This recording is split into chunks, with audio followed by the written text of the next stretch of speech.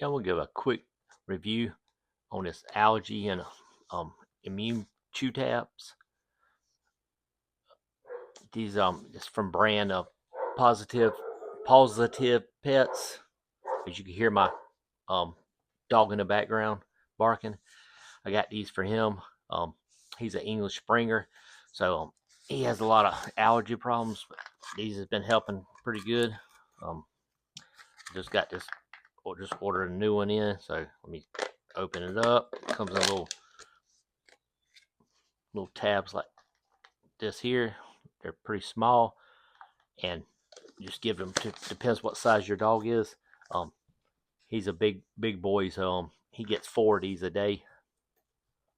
But if your dog's under 10 pounds, it'll be one. And if it's between 11 and 30, it'd be two. And between 30 and 60, it'd be 3 tabs. And anything over 60 pounds would be 4 tabs. So um, my big boy gets 4 a day. But they have been helping him out. Um, if you're looking for some good allergy and immune tabs, check these out. I highly recommend it.